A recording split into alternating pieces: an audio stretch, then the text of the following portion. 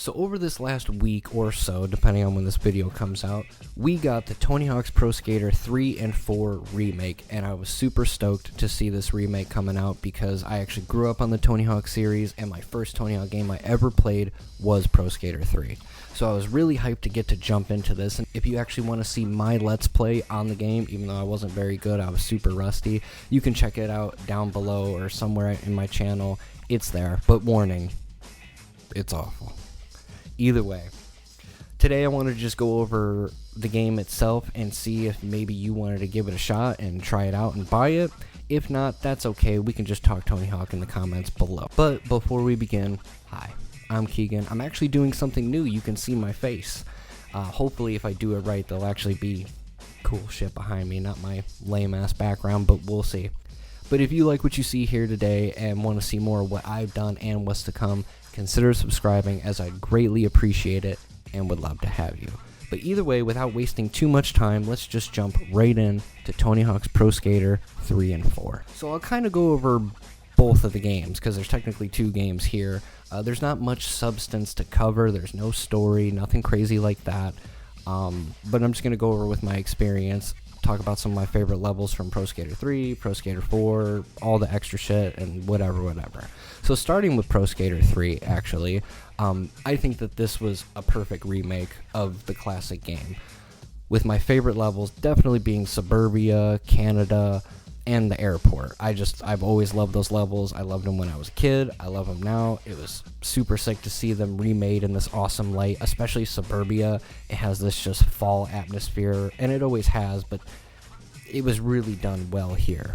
And even going with the standard 2-minute timer, all the goals are just perfect, you know, like collect skate, some special shit for certain levels, like help the thin man in Suburbia. I just think it's so goofy and silly, even though they decided not to like animate his mouth to move when he was speaking, so it does seem a little cheap in some areas, but it also has that 2000s goofy charm.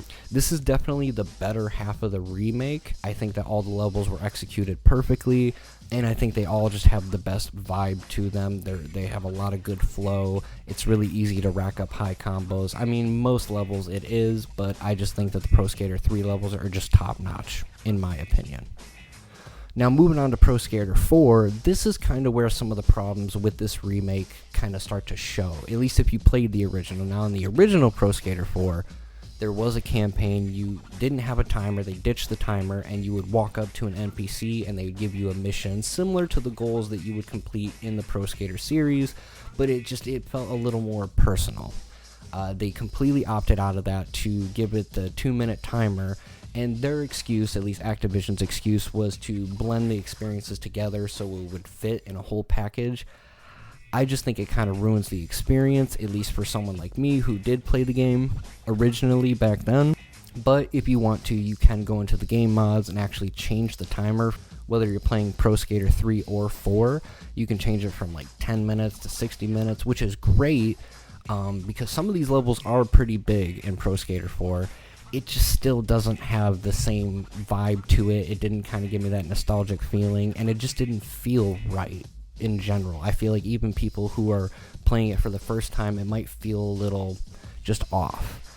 Still, lots of good levels like Alcatraz or Shipyard, some of the best levels of all time, but still, I think that, you know, they don't stand out as well, and some of them even felt different. I remember when I first dropped into college on Pro Skater 4, at least with the demo that I played, and of course the full version game, it just felt different. It didn't feel like the original as much. Like, I don't know, it just felt things weren't in the right place, as opposed to the rest of the levels where everything felt right, even though Alcatraz felt kind of squished together. But I don't know, something about it just felt off in total, kind of fucked up the experience a little bit, but I still had a good time where it counts. Those are really my only cons with the entire package. I think that everything in total is great. I think that Pro Skater 3's levels are awesome.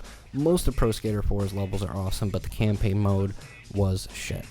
But at least they did do something that I didn't think they were going to do, and that's adding Bam Margera back to the roster, because obviously they added a lot of the original roster members and original skaters while adding some new skaters.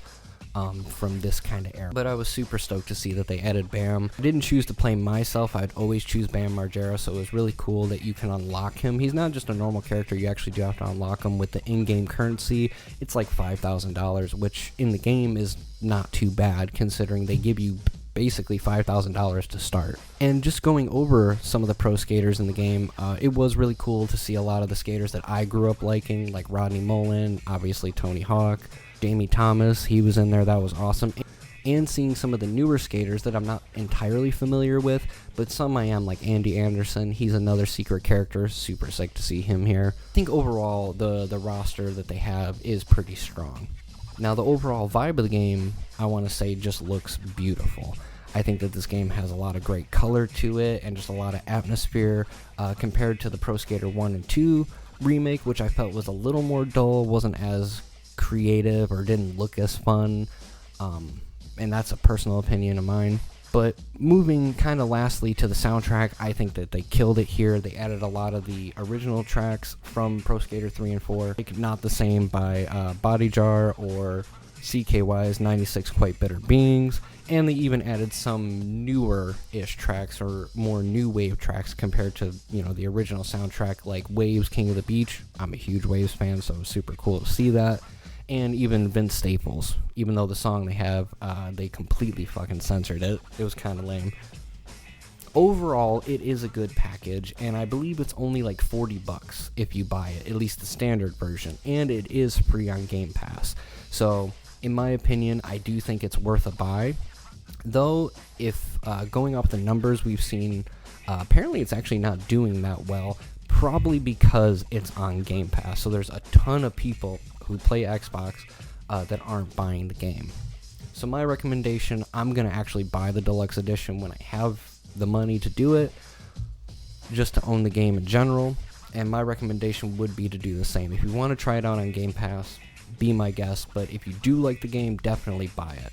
Because one of the big things about this remake that you'll see in all the promotional stuff and all the videos in the comments is that everybody's asking about Tony Hawk's Underground 1 and 2 remake and how they're going to do it, if they're going to do it. The only way they're going to do it is if people buy it.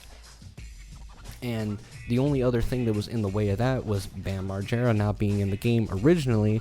Well, now Activision put him back in. He's been doing real good.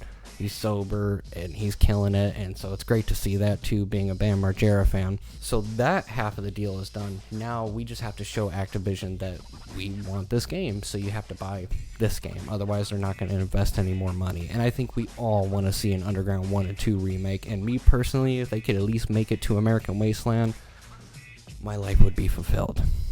But either way, it is a really good time. If you like skateboarding, it's a must-play. If you like quick, fun, kind of, just quick and fun gameplay, it's still a good time. Even if you're not huge into skateboarding, it's just fun to play. But of course, that's just my opinion, and I would love to know yours in the comments below if you played the game. And if you have, what did you think? And if you played the original, what are some of the memories you have with the original games? But either way, to keep the video short and sweet, if you made it this far in the video, thank you. You're awesome. I hope you enjoyed, and if you did, be sure to like, share, and subscribe, as I greatly appreciate it. But anyways, I'm going to get up out this piece. Thanks for coming, and thanks for watching.